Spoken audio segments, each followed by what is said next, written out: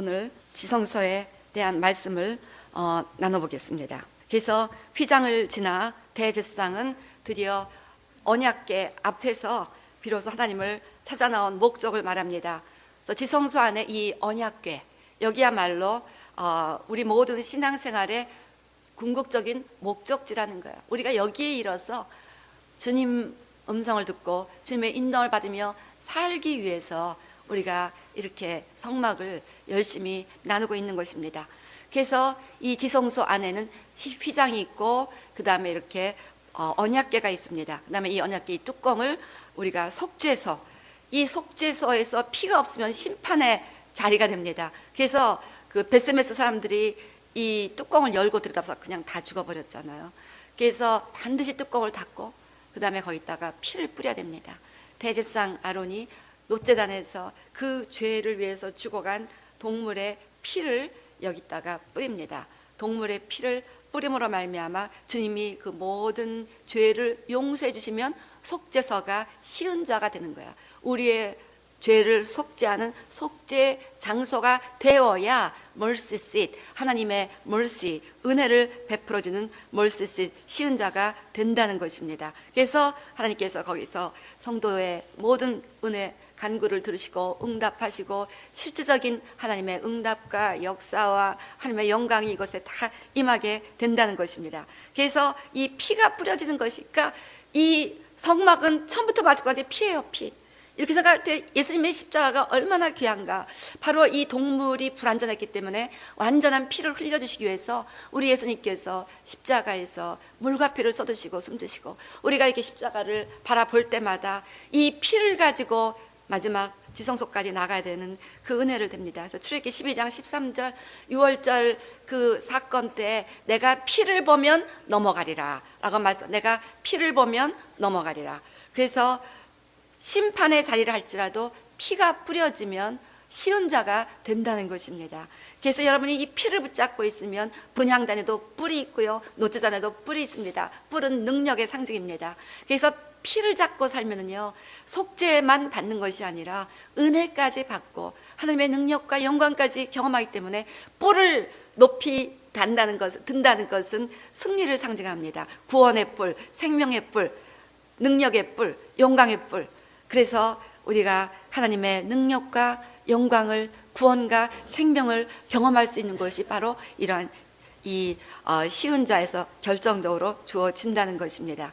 그래서 예수님 돌아가실 때까지 지성소는 휘장으로 가려져 있어서 오직 대제사장만 1년에 한 번 들어갔지만 예수님의 십자가 사건으로 대제사장이 그렇게 구별된 이유는 그가 다른 백성들보다 더 거룩하기 때문에. 그래서 대제사장 위임식 때도 또 피를 뿌려서 다 아론의 귓불이 손가락 발가락에 다 뿌려서 피로 다 속죄하고, 또 그래서 아론은 백성들을 위해서 속죄하기 전에 자기를 위해서 또 속죄하고, 거기다 또 거룩한 관유를 벗어 또 거룩하게 구별해서, 그래서 당신이 유일하게 거룩하기 때문에 들어갈 수 있다라고 했는데, 예수님의 십자가 사건을 말미암아서 그 피를 우리가 다 붙잡음으로 말미암아 우리가 다 거룩해져서 들어갈 수 있게 됐다는 것입니다. 때문에 십자가 사건은 우리를 거룩하게 만들어준다는 것입니다. 그래서 우리는 이렇게 은혜 보좌 앞에, 시은 자 앞에 담대하게 들어가서 하나님을 아버지라 부르며 그렇게 주님 앞에 기도하며 응답받을 수가 있다는 것이죠. 그래서 이 언약궤 안에 있는 세 가지는 너무나 중요합니다. 이 세 가지가 인류를 그렇게 저주와 재앙 가운데 몰아가게 하는 근본적인 원인이고, 이제 우리가 지성소를 나올 때 우리가 맨날 예배만 드릴 수는 없잖아요. 또 예배 드리고 나가서 세상으로 돌아가서 열심히 삶 가운데 일을 하시고 살아가셔야 됩니다. 그때 이 세 가지를 기억해야 된다는 거야. 언약궤의 세 가지, 지성소를 나와서 다시 우리의 삶의 자리로 들어갈 때 우리는 항상 이 세 가지를 인생의 세 가지 지침으로 붙잡고 살아가셔야 한다는 거야. 이 세 가지 중에 하나라도 여러분이 놓쳐버리면 즉시 회개하고 또 피를 바르고 회개해서 다시 여러분이 지성소에 그 하나님의 임재를 경험해야 됩니다. 첫 번째 무엇이 있었습니까? 만나 항아리가 있었습니다. 여기에 감추어진 만나가 있었다는 것입니다. 바로 만나는 무엇을 의미합니까? 광야 척박한 땅을 항상 움직이면서 살아갈 때, 여러분 생각해 보세요. 이 모세가 인간적인 리더였다면 그 헤드이기 때문에요, 아마 금세 암 걸려서 일찍 죽었을 것 같아. 근데 120살 때까지도 건강했대요. 그 사람은 스트레스를 안 받았다는 얘기예요. 스트레스를 받으면 사람이 늙어가는 거거든요. 그리고 병도 걸리는 거고.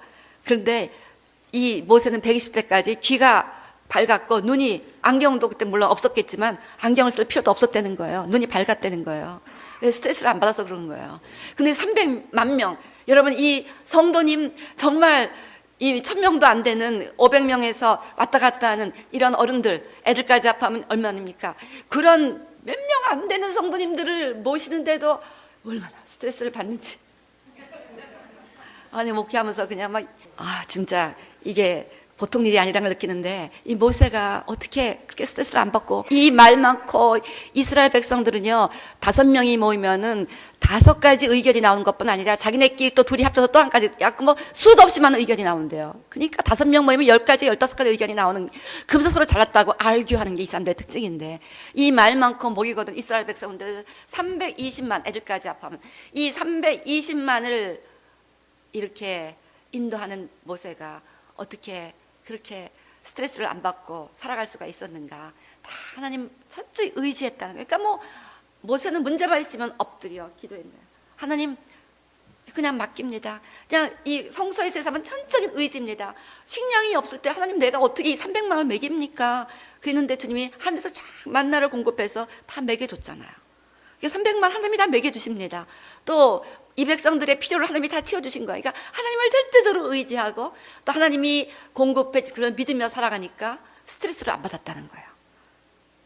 그러니까 저와 여러분도 마찬가지입니다. 스트레스를 받지 말아야 돼요. 왜 스트레스를 받냐면 그 문제를 견디다 못해, 내가 지고 가다가 견디다 못해 쓰러지는 거예요. 내가 핸들이 된다 그러니. 근데 그건 성수의 삶이 아닙니다. 성수의 삶은요, 내 짐을 여호와께 맡겨버리라. 주님 앞에 맡기면서 주님만 전심으로 의지하고 살아요. 이거를 여러분이 실험해서 맛보셔야 돼요. 주님을 전적으로 의지할 때 주님이 얼마나 놀랍게 해결해 주시는가, 이것을 맛봐야 돼요. 한번 믿어보세요. 한번 이거 내가 이것을 꼭 붙잡으면 큰일 나는데 이걸 한번 놔버려보세요. 이거 꼭 붙잡지 않으면 나는 낭떠러지로 떨어질 것 같아요. 그 다음에 이걸 놔버리세요. 주님 나 이거 안 붙잡습니다. 알아서 하세요. 내가 낭떠러지로 떨어지나 안 떨어지나 한번 실험해보세요. 밧줄을 붙잡고 있을 때보다 훨씬 강력한 힘이 나를 탁 떠받치는 이 놀라운 이제 경험을 하셔야 되는 거예요. 이 모세는 이런 경험을 맨날 하면서 이렇구나, 그냥 나는 딱 놔버리고 손 딱 놔버리고 주님 겁니다 하면서 주님 앞에 맡기, 이 300만 양식 주님 겁니다 맡겨버리니까 주님이 하늘을 여셔 만나를 쫙, 이게 바로 감춰진 만나, 이 감춰진 만나의 비밀을 먹고 살아야 되는 거예요. 그러니까 이 성소에서의 음식과 지성소에서의 음식과 바깥에서의 음식이 다 다릅니다. 뜰에서는 그냥 내추럴 만나만 하고 눈에 보이는 만나가 있으면은 안심이 되고 없으면은 뭐 또 불평불만, 그래서 뭐 세상에 애굽의 음식을 그리워했어요. 성수 안에서는 진설뼈가 주님의 임재를 먹으니까 그거 갖고 만족합니다. 근데 이제 감춰진 만나는 이미 다 경험했습니다. 하나님이 어떻게 놀랍게 먹이시는가를 다 경험한 그 만나를 거기다가 하며 이걸 기억하고 살아가는 것입니다. 그래서 주님은 이미, 우리는 하나님의 선하심을 맛보아 알았던 사람들이 기쁨과 감사 가운데 살아가는 거야. 이게 지성소에서의 특별한 음식입니다. 지성소까지 간 사람들은 감춰진 만나의 비밀까지 알았어요. 그래서 마지막에 요한계시록에서 내가 너에게 감춰진 만나를 주겠다고 했습니다. 그래서 감춰진 만나, 그 모든 역경 가운데, 광야 가운데 300만을 다 공급하고 먹이신 이 하나님의 기사와 이적을 체험하여 알고 있는 신앙. 그래서 이렇게 내가 너의 공급이다, 내가 너의 보장이다, 내가 너의 능력이다, Just trust me. 그래서 전심으로 여호와 있는 온 땅을 두루 감춰서 누구를 찾느냐? 전심으로 자기를 의지하는 자를 찾아내는 것입니다. 그에게 무엇을 베풀어요? 능력을 베푸시는 것입니다. 그래서 여호와 있는 온 땅을 두루 감찰하사 전심으로 자기를 의지하는 자에게 향하시나니 그에게 능력을 베푸신다고 그랬습니다. 그래서 바로 이 만나의 비밀을 지성소를 나올 때는 꼭 붙잡고 살아가야 되는 거예요. 여러분 지성소 밖을 나왔을 때는 언약궤에 뭐가 있어, 이것 때문에 이것을 바라보는 사람은 다 죽어버리는데, 내가 영적으로 죽지 않으려면 우리 기름부음을 잃어버리지 말아요. 여기서 지성소에서 기름부음을 엄청 받고도 또 세상에서 슬슬 흘리고 다니지 말아야 됩니다. 기름부음 흘리지 말라는 걸 지지난주 제가 프라이데이 때 많이 강조했습니다. 사울처럼 기름 부음 다 받고 질질 흘러버려서는 안 된다는 거예요. 사울은 믿지를 못했어요. 불안했어요. 다윗에게 이 리더십을 뺏기면 어떡하나. 그래갖고 다 질질 흘려버린 거예요. 그것이 만나의 비밀입니다. 우리는 사울처럼 하면 믿지 못해서, 그래서 두려워하니까 시기 질투가 나고 미움이 나고 죽여버리고 자기의 그 라이벌을 죽여버려야 되는 거예요. 그래서 다 기름 부음 잃어버렸잖아요. 그래서 불순종해야 되고. 우리는 그렇게 그렇게 연연할 이유가 없는 거예요. 왜냐면 하나님이 다 개런티가 되시는데. 예. 그래서 저는 목회 초기부터 아주 그냥 저보다 너무나 훌륭한 부교육자들을 너무너무 웰컴하고 임파트했어요. 그래서 강대상단 해주고 그 사람들이 뭐라고 막 그럽니다. 조금 더 걱정이 안 되는 거예요. 이 교회는 주님의 교회고 주님이 알아서 다 이뤄가실 텐데 내가 뭘 걱정합니까? 그렇죠? 그런 것 때문에 염려하시는 그러한 교회들 때문에 교회 안에서 이제 다툼이 일어나고 분쟁이 일어나는 거잖아요. 근데 우리는 그런 걸 염려할 필요가 없는 거예요. 주님이 얼마나 그런 걸 멋있게 해결하시는데요. 주님이 무섭게 질서를 교회 안에 세워가시는 분입니다. 염려할 게 하나도 없는 거예요. 우리는 그저 주님 그 한 분만을 의지하며 살아가면 되는 것입니다. 그래서요, 우리에게는요, 그냥 만나하리, 하나님의 공급, 하나님의 퍼펙트한 프로비전, 이걸 굳세게 의지하면요, 이 세상에서 사울처럼 근심할 필요도 없고, 또한 이스라엘 백성처럼 컴플레인하면서 죽어갈 필요도 없는 것입니다. 그렇죠? 걱정할 필요도 없고, 염려할 필요도 없고, 두려워할 필요도 없고, 그러면서 그저 주님 한 분만을 바라보다가 분향단에 가서 향기로운 찬양의 예배만 드리면 되는 거예요. 그렇게 살아가라는 것입니다. 지성소 밖을 나왔을 때, 이제 오늘 지성소로 끝나는데 또 내일 가면 성막 다 잃어버려갖고 1년 후에 또 다시 해야 되는 이런 일이 없도록 이제부터 기억하셔야 돼요. 지성소 밖이 중요한 거예요. 지성소에 맛본 그 영광, 여기서 받은 이 은혜, 들었던 이 말씀을 가지고 계속해서 이제 여러분 세상에 나가서 그 정말 속썩이는 그런 클라이언트들하고 딜링을 해야 되고, 정말 믿지 않는 남편의 핍박을 딜링해야 되고, 이럴 때 이 세 가지를 기억해. 그래, 내가 남편을 석드시키라고 남편에게 설교하지 마세요. 아무리 아내가 명설교해도 남편들은 절대 아내들의 설교에는 은혜를 못 받아요. 절대. 아내들은 그저 말씀대로 순종하는 것입니다. 그래서 남편을 하늘처럼 생각하며 순종해지면 그 순종함을 보고 남편들은 감동을 받는 거예요. 그래서 이제 하나님이 나의 보장이고, 하나님이 나의 응답이고, 하나님이 나의 능력이고, 만나를 베풀으시는 하나님, 기억해 보세요. 생각해 보세요. 그 사시에 이스라엘 백성들은 참 축복된 백성이었을 것 같아요. 야, 300만 먹을 거를, 우리가 수영회 갈 때, 이 수영회 갈 때 음식 어떻게 하느냐, 심지어 선교행 갈 때 음식 하냐고 컵라면 넣고 무슨 누룽지 갖고 이러는데, 이 사람들은 그냥 캠핑만 집만 쌓고 가면 돼요. 어딘지 가면 맨날 만나가 하늘에서 쫙 떨어지는 거예요. 와, 어메이징. 이런 하나님의 그 공급을 믿으시기를 바랍니다. 여러분의 모든 기도와 그 모든 근심 연연을 다 해결해 주십니다. 모든 것을 창조하시고 주관하시는 해와 달과 별을 만드시고 이상의 모든 것을 마신 하나님께서 여러분의 그 작은 문제가, 여러분의 문제가 아무리 크들 주님 보시기에는 티끌도 안 되는 그런 말도 안 되는 거야. 그거 갖고 견디다 못해 쓰러질 때 하면서 사느니 죽느니 이러지 마시기 바랍니다. 아멘.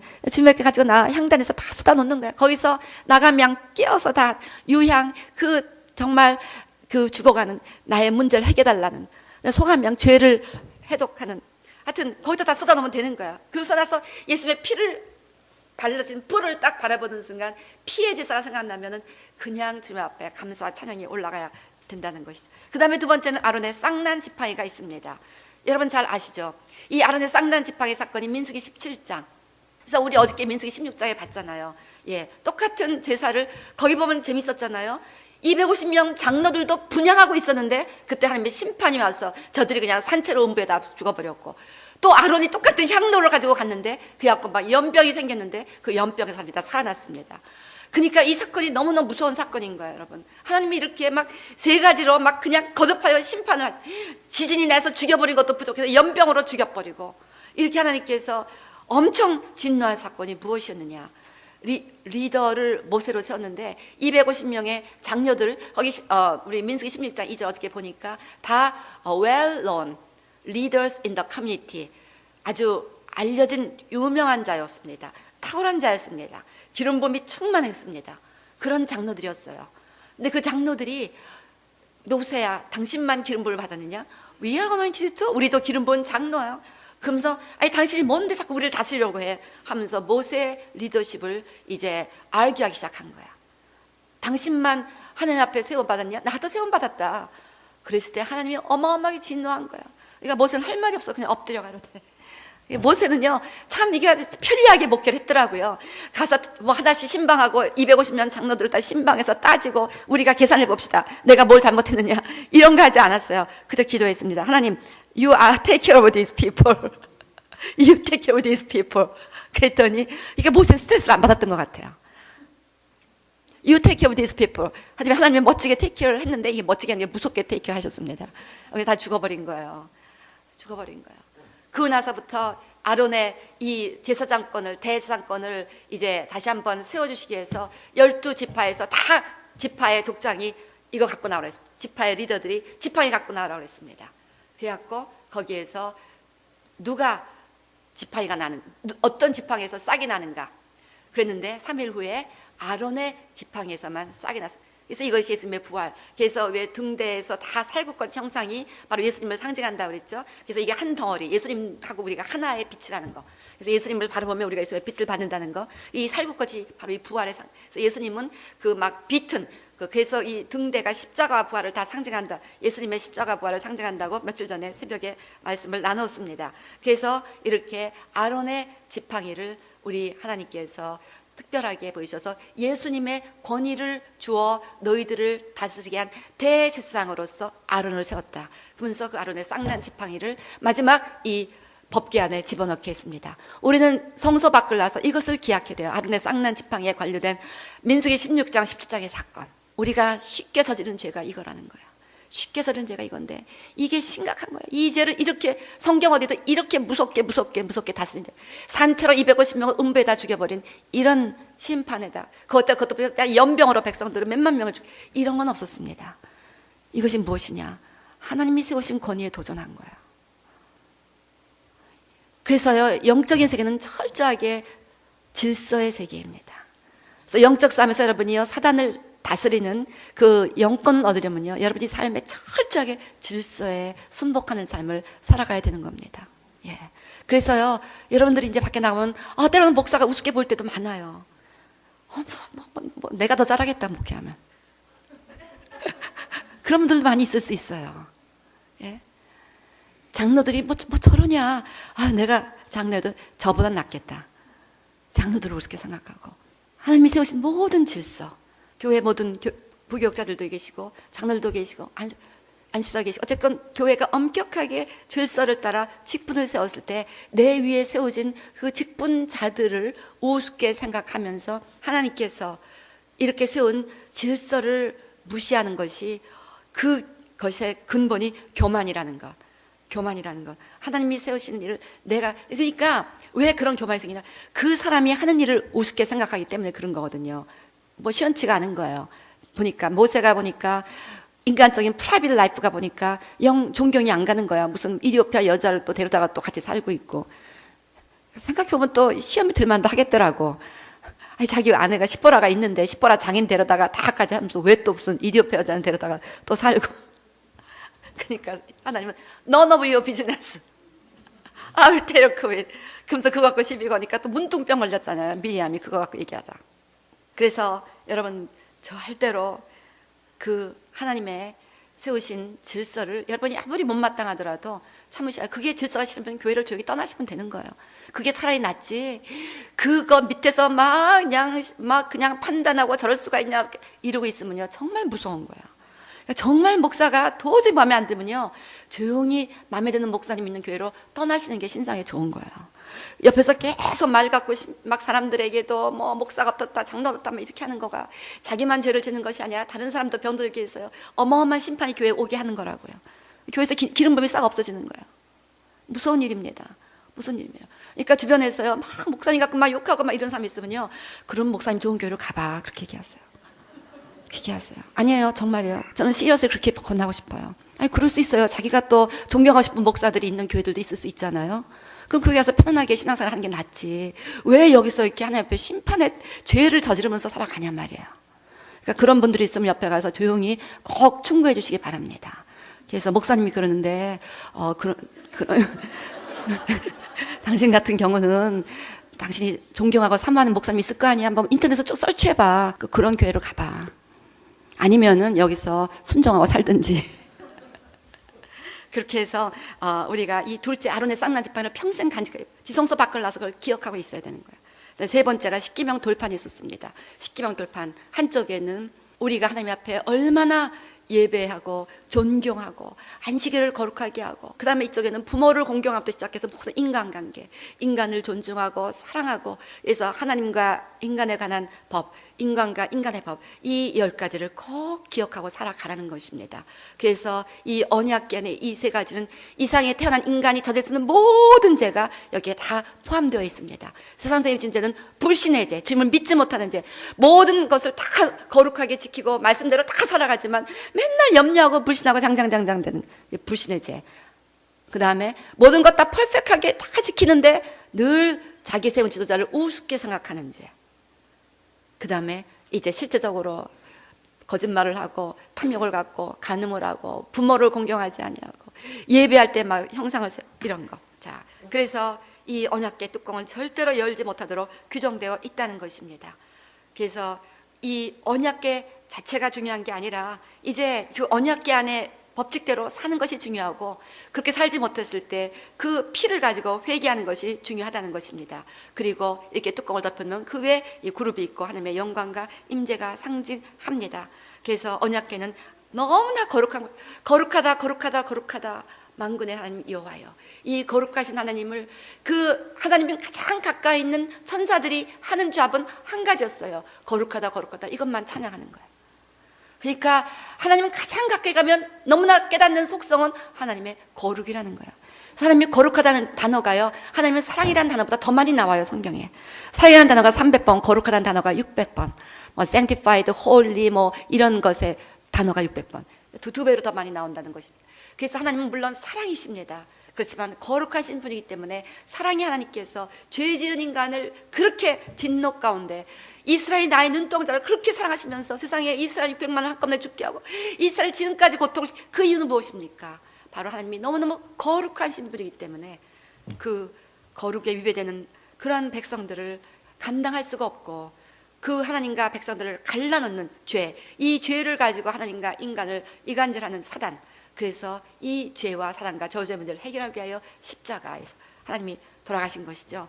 그래서 언약궤의 목적은 이렇게 하나님이 임재하시면서 백성들을 인도해 주시는 것입니다. 그래서 이렇게 역대하 5장 13절 말씀처럼 막 그냥 사람들이 막 찬양할 때 하나님의 임재와 영광이 거기에 자욱해서 그 연기 때문에 제사장들이 성전에 들어가지도 못했습니다. 역대하 5장 13절의 말씀입니다.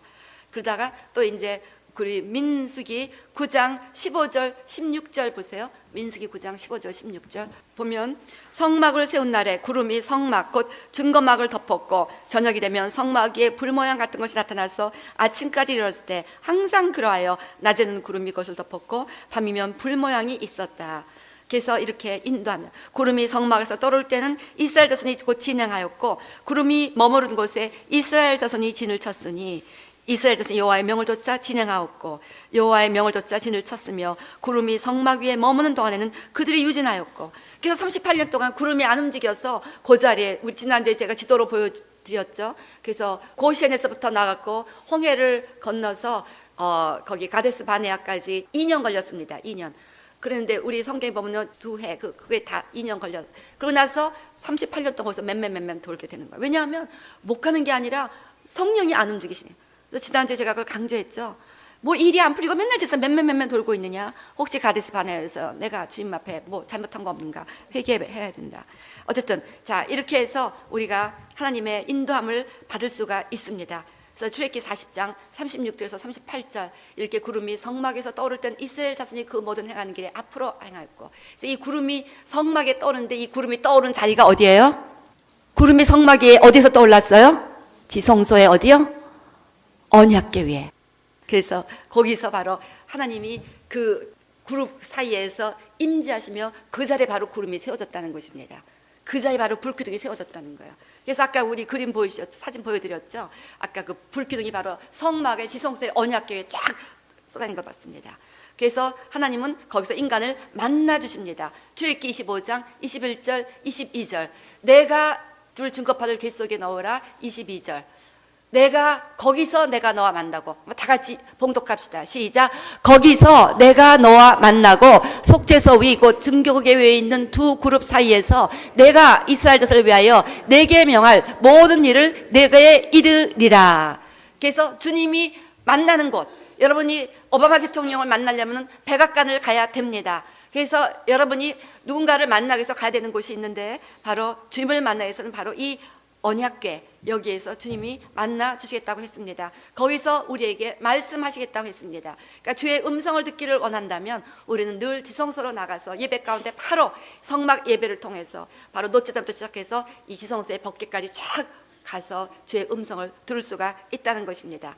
그래서 이제 하나님의 임재, 이 지성소에서 하나님의 임재를 누리기 위해서는 반드시 예수님의 피의 공로를 의지해야 된다는 것이 성막 전체를 돌아보면서 우리가 깨닫는 하나님의 메시지입니다. 그래서 우리 이스라엘 백성들이 언약궤 하나님의 영광이 임하는 것을 광야 행진 동안 자기들이 듣고 보았습니다.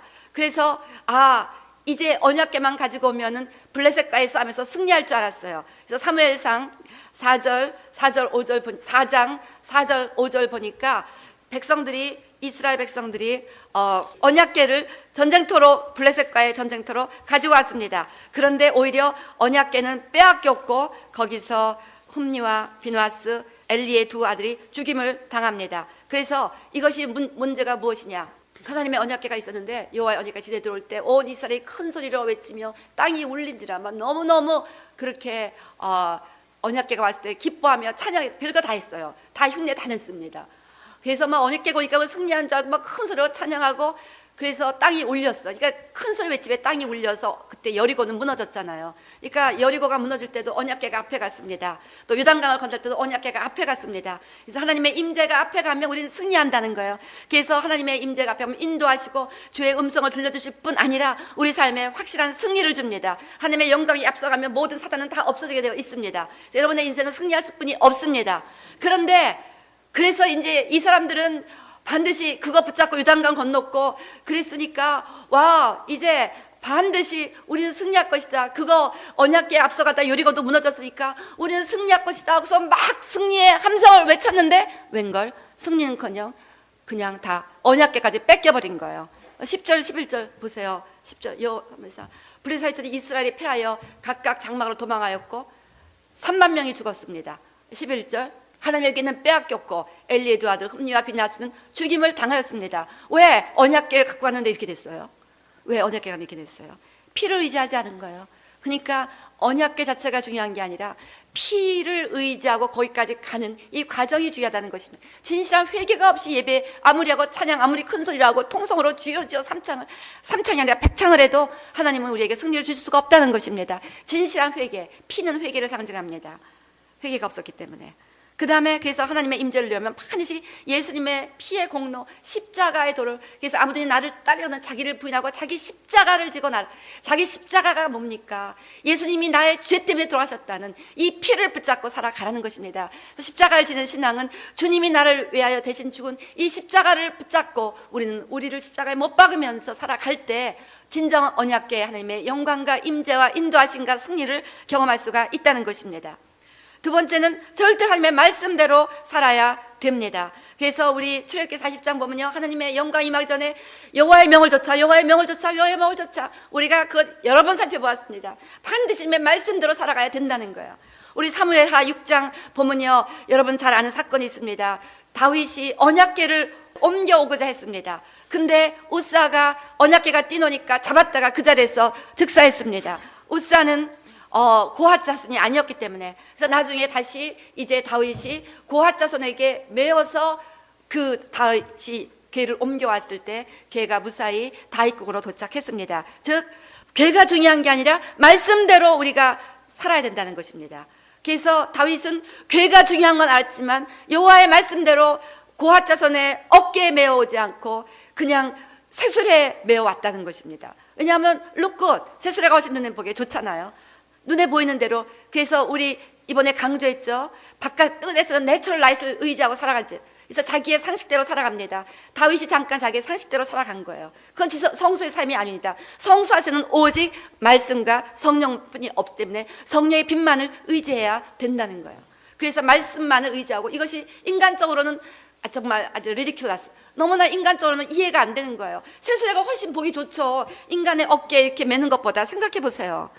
근데 하나님은 새수레에 왔을 때는 우싸 죽여버렸습니다. 어깨에 왔을 때 그걸 받으셨다는 거야. 그러니까 인간의 상식을 가지고 주님을 섬기고, 인간의 상식을 가지고 주님을 예배해서는 안 된다는 것입니다.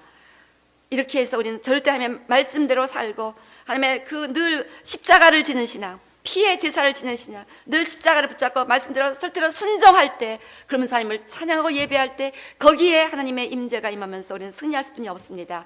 그래서 민수기 10장 35절 36절 말씀처럼 거기에서 하나님의 임재가 오고 영광이 옵니다. 그리고 사무엘하 6장 11장 오벳 에돔의 집처럼 그렇게 계속해서 축복을 받습니다. 그래서 괴가 설 때는 가로되 여호와여, 괴가 떠날 때는 모세가 가로되 여호와여 일어나사 주의 대적들을 흩으시고 주를 미워하는 자로 주의 앞에서 도망하게 하소서 하였고, 괴가 쉴 때는 가로되 여호와여 이스라엘 천만이 내게로 돌아오사 하였더라. 즉 여호와께 여러분이 같은 지성소의 삶을 살아갈 때는, 여러분이 이 예수님의 임재 앞에 나갈 때 천만이 다 여러분 앞에 엎드러지고, 그리고 다 여러분은 승리합니다. 우리가 승리합니다. 그리고 괴가 임재 가운데 우리가 주님의 영광을 경험한다는 것입니다. 우리 사무엘하 6장 11절도 오벳 에돔의 집에 언약궤가 있었을 때 오벳 에돔이 대대로 축복을 받아서 그 온 집이 복을 주셨습니다.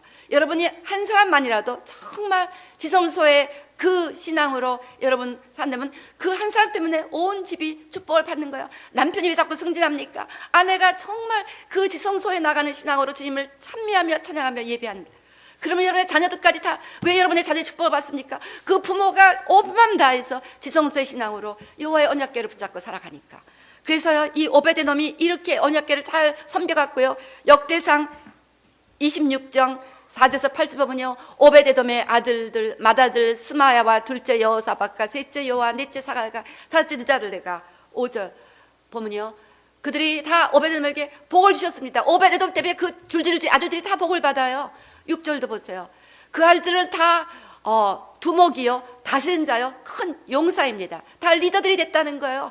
그 다음에 다 능력이 있습니다. 그들에게 또 재주가 있고 능력이 있어요. 8절 보십시오. 이는 오베데돔의 자손이라 다 능력 있고 직무를 잘한다 그랬습니다. 오베데돔이 그때 여호와의 언약궤를 얼마나 잘 섬겼는지, 나를 사랑하는 자에게는 내가 천대 은혜를 베풀겠다 그랬습니다. 대대소서 은혜를 받고요. 여러분들이 한번 제대로 지성소에 나가는 삶을 살아가시면 지성소의 세 가지를 절대적으로 기억하며 절대적으로 어떤 데도 컴플레인 안 하고 하나님의 공급을 믿으며 살아가고, 그 다음에 절대적으로 세우신 권위에 무조건 순종하며 돌판을 붙잡고 살아가신다면 여러분들은요, 자자손손 이 하나님의 축복을 받게 된다는 것입니다. 그래서 여러분, 성소 안에서의 삶과 성소 밖에서의 삶을 여러분 절대 기억하시기 바랍니다. 성소 밖의 뜰에서는 무슨 냄새냐? 동물 죽이는 냄새, 동물이 죽어가는 냄새, 피 냄새, 피 비린내, 동물이 죽은 동물을 태우는 냄새, 막 동물이 태워가는 그 냄새, 그 냄새가 진동했습니다. 근데 성소 안, 지성소 안에는 향기, 분향단에서 그 예배 향이 진동을 해서 그 향으로 뒤덮인 곳이 성소와 지성소. 여러분의 삶 가운데 어떤 냄새가 나고 있습니까? 동물이 죽어가는 냄새입니까? 주님 앞에 향기로운 감사와 찬양의 냄새가 올라가고 있습니까? 그래서요, 우리 성소 밖에서는 놋뿐이 없습니다. 거긴 금이 없어요. 재료가 다 놋이에요. 놋재단, 놋거울. 근데 안에 들어가면 몽땅 다 금입니다. 하나님의 그 왕권, 신성. 그래서 우리는 하나님의 왕권을 가지고 왕 같은 제사장이에요. 왕 같은 제사장으로 다스리고 정복하며 그런 능력 가운데 살아갑니다. 그래서요, 이 모든 지성소까지 가는 이것을 꼭 한번 마무리하고 한번 이제 오늘 끝내겠습니다. 세 가지 신앙의 지침. 오늘은 지성소를 이제 마지막 마무리하고 나가야 되는 순간이니까 이 세 가지를 머릿속에 꼭 집어야 됩니다. 아론의 싹난 지팡이, 절대 권위에 왈가왈부하지 말자. 그 다음에 뭐 권위자가 잘됐다 못했다 이런 말도 하지 말자. 하나님 좋으니까 하나님이 알아서 하시기에 그저 우리는 기도만 해드리자. 아멘? 예. 그 다음에 절대 만나 기억하자. 하나님이 공급해 주신다, 해결해 주신다, 걱정할 게 없다. 때가 되면 다 살려주시고 먹여주시고 채워주시고 걱정할 게 없다. 아멘? 그 다음에 세 번째, 십계명대로 살아야 된다.